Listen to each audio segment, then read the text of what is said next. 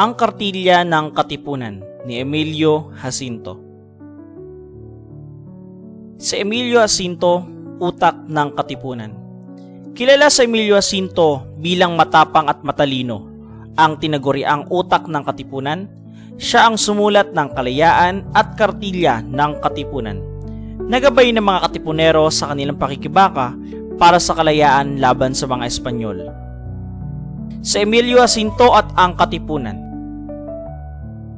Si Emilio Jacinto E. Dizon mula sa Tondo, Maynila ay may mga sagisag na pangalang pampanitikan tulad ng Pingkian at Kailyong. Ikinasal siya kay Catalina de Jesus, nagdadalang tao nang siya ay pumanaw. Ang Katipunan ay may layuning pagkaisahin ang mga Pilipino at makamit ang ganap na kalayaan mula sa Espanya sa pamamagitan ng Rebolusyon. Mga aral mula sa Kartilya ng Katipunan.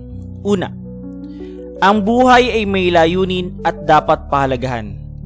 Ang buhay na hindi ginugugol sa isang malaki at banal na kadahilanan ay kahoy na walang lilim, kundi damong makamandag.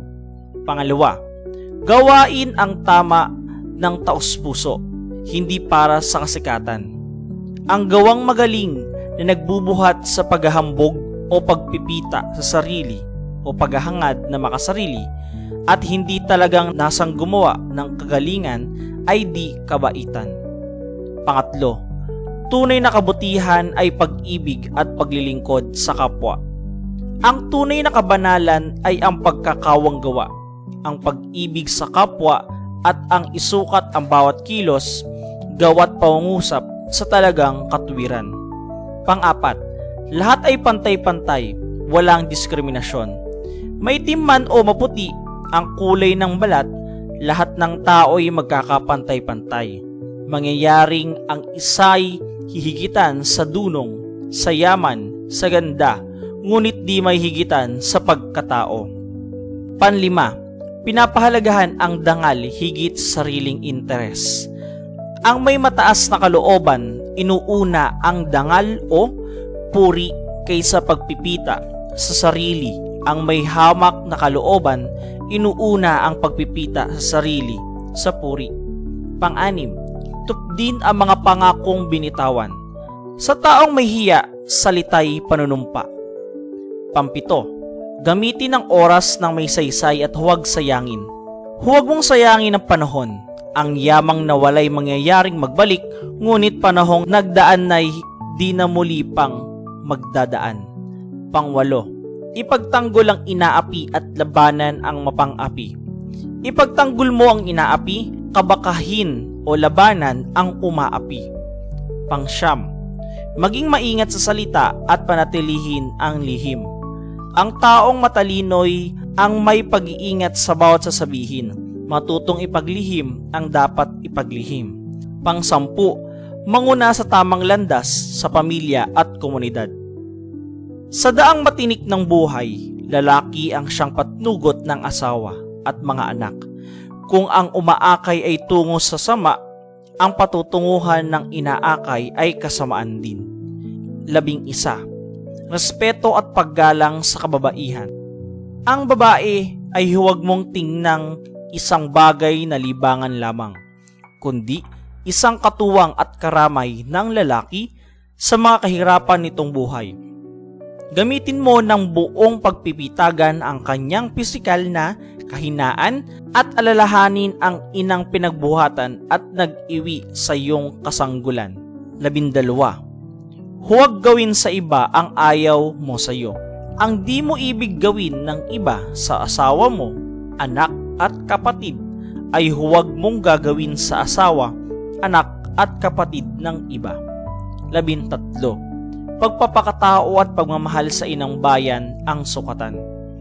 Ang kamahalan ng tao'y wala sa pagkakahari, wala sa tangos ng ilong at puti sa mukha, wala sa pagkaparing kahalili ng Diyos, wala sa mataas na kalagayan ng balat ng lupa, wagas at tunay na mahal ng tao, kahit laking gubat at walang nababatid kundi ang sariling wika, yaong may magandang asal, may isang pangungusap, may dangal at puri, yaong di nagpapaapit, di nakikiapi, yaong marunong magdamdam at marunong lumingap sa bayang tinubuan, at panghuli, sakripisyo para sa malaking layunin ng bayan.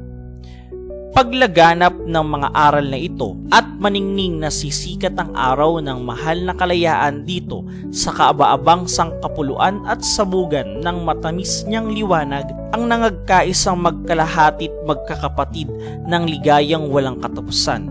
Ang mga ginugol na buhay, pagod at mga tiniis na kahirap ay labis na matutumbasan. Kahalagahan ng kartilya ng katipunan. Ang kartilya ay gabay, moral at politikal para sa mga Pilipino na may malasakit at dangal. Nagsilbi itong pundasyon ng pagkakaisa at tamang pamumuhay ng bawat katipunero sa harap ng pakikibaka para sa kalayaan. Kahalagahan ng kartilya sa kasaysayan. Isinulat ni Emilio Jacinto, ang kartilya ay salamin ng mga dakilang moral na prinsipyo tulad ng pag-ibig, pagkakawanggawa, at katarungan. Nagturo ito ng pantay na pagtrato kahit anong lahi at kasarian ng panahon ng kolonisasyon. Patuloy ito nagsisilbing pundasyon sa paghubog ng makataong Pilipino at mas matatag na lipunan. Katwiran at kaliwanagan sa diwa ng katipunan. Tinuring ni Jacinto at iba pang pinuno ang katipunan bilang intelektual at moral na kilusan. Pinili nilang pag-isahin ang makabubuting impluensya mula sa banyagang kultura at sariling identidad upang itaguyod ang tunay na Pilipino.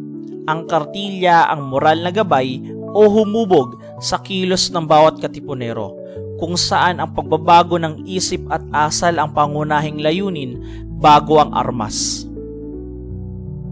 Hamong intelektual sa pag-aaral ng kartilya.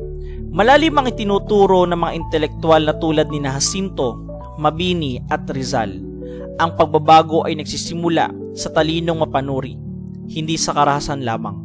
Nilalabanan nila ang mababaw na pag-unawa sa revolusyon at hinahanap ang panlipunang pagbabago sa edukasyon at malinaw na paninindigan.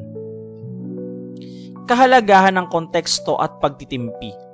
Mahalaga ang pag-unawa sa konteksto ng kasaysayan upang maiwasan ang pagmamadali at paghahanap ng madaling solusyon sa mga problema ng bayan. Ang tunay na pagkakaisa hindi pare-pareho, kundi respeto sa pagkakaiba. At ang diwa ng pakikipagtalakayan ay kailangang mapanatili laban sa kababawan ng pag-unawa. Hamon ng kartilya mula noon hanggang ngayon. Patuloy na hamon ang pagsasabuhay ng mga aral ng kartilya sa makabagong panahon upang lumampas sa panandaliang paghihimagsik at makamit ang matibay na adhikain ng katwiran, liwanag at pagmamahal sa bayan. Diwa ng revolusyon at paninindigan. Ang tunay na layunin ng katipunan ni Rizal, Bonifacio at ng mga bayani ay ang pagtahak sa landas ng makatwirang pagbabago. Isang matayog na adhikain na buhay sa puso ng bawat Pilipino.